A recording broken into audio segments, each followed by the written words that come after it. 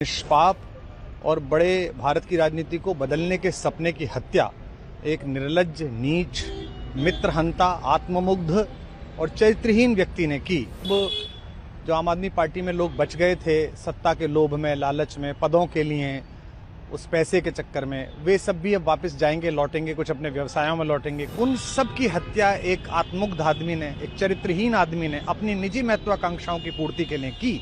उसको दंड मिला, ईश्वरीय विधान से दंड मिला। सबसे पहले तो भारतीय जनता पार्टी के लोगों को जीत मिली है, उन्हें बधाई, और आशा करता हूं कि जो जनादेश दिल्ली की जनता ने उन्हें दिया है उसकी वो प्रतिपूर्ति करेंगे। और वे सब आम आदमी पार्टी के लाखों करोड़ों कार्यकर्ता जो अन्ना आंदोलन से आए, जिनके बहुत ही निश्चल, निष्पाप और बड़े भारत की राजनीति को बदलने के सपने की हत्या एक निर्लज्ज, नीच, मित्रहंता, आत्ममुग्ध और चरित्रहीन व्यक्ति ने की, उसके प्रति तो क्या संवेदना। दिल्ली को उससे मुक्ति मिली। और मैं ये जानता हूं कि अब जो आम आदमी पार्टी में लोग बच गए थे सत्ता के लोभ में, लालच में, पदों के लिए, उस पैसे के चक्कर में, वे सब भी अब वापस जाएंगे, लौटेंगे, कुछ अपने व्यवसायों में लौटेंगे, कुछ पार्टियों में चले जाएंगे। और पतन यहाँ से प्रारंभ हुआ है उन लोगों का। मेरे लिए कोई प्रसन्नता का और दुख का विषय नहीं है, मैं बीच में खड़ा हूँ। प्रसन्नता इस बात की है कि करोड़ों लोगों ने आशा लगाई थी, करोड़ों लोगों ने, लोग अपनी नौकरियां छोड़ के आए थे, व्यवसाय छोड़ के आए थे, दुश्मनियां ली थी लोगों ने। उन सब की हत्या एक आत्ममुग्ध आदमी ने, एक चरित्रहीन आदमी ने अपनी निजी महत्वाकांक्षाओं की पूर्ति के लिए की। उसको दंड मिला, ईश्वरीय विधान से दंड मिला। प्रसन्नता इस बात की भी है कि न्याय हुआ।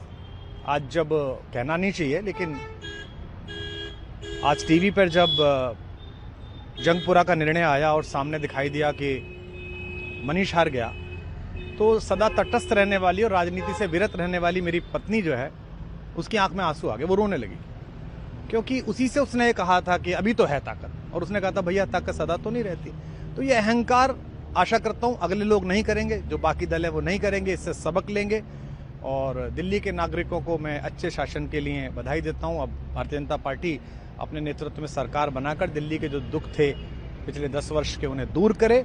और आम आदमी पार्टी के समस्त कार्यकर्ताओं को कहता हूं कि आपने जिस किसी भी लोभ लालच में, सब कुछ जानते हुए एक ऐसे व्यक्ति के समर्थन में काम किया जिसने अपने मित्रों की पीठ में झुरा घोंपा, गुरु को धोखा दिया, अपने साथ कंधे से कंधा मिला के लड़ने वाली महिलाओं को अपने घर लाके पिटवाया, अपनी निजी सुख और साधन के लिए जनता का पैसा खर्च किया, अब उससे आशा लगानी छोड़ें, अब बाहर निकलें, अपना अपना जीवन देखें।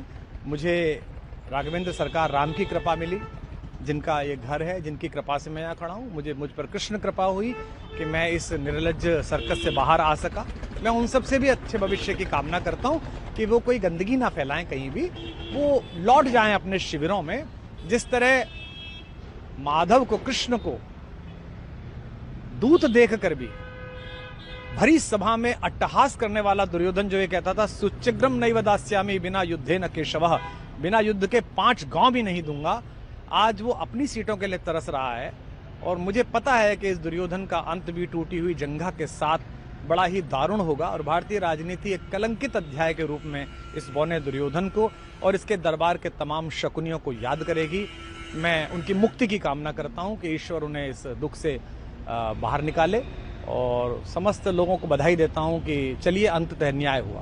सर, बात करें दिल्ली के चुनाव या यूपी के उपचुनाव मिर्जापुर को लेकर, चुनाव आयोग पर तमाम तरह के आरोप लगाए जा रहे हैं। अखिलेश यादव ने कल कहा कि वहाँ उपचुनाव में मिलकर, ये राजनीतिक विषय है, इस पर मैं राजनीतिक कार्यकर्ता नहीं हूँ, तो इस पर मेरी टिप्पणी शोभनीय नहीं है। वो आपस में सब जाने। लेकिन दिल्ली के चुनावों को लेकर एक मिश्रित प्रतिक्रिया है। दुख है कि अन्ना आंदोलन से एक ऊर्जा जो पैदा हुई थी, जिससे देश में एक सकारात्मक बदलाव हो सकता था, एक वैकल्पिक राजनीति हो सकती थी, उसकी हत्या एक अहंकारी आदमी ने, एक आत्ममुग्ध और असुरक्षित आदमी ने कर दी। मैं आशा करता हूं कभी ना कभी भारत में ऐसा सूर्योदय किसी न किसी दल में अवश्य होगा, जो भारत को जहां पहुंचना है वहां पहुंचाने का मार्ग प्रशस्त करेगा।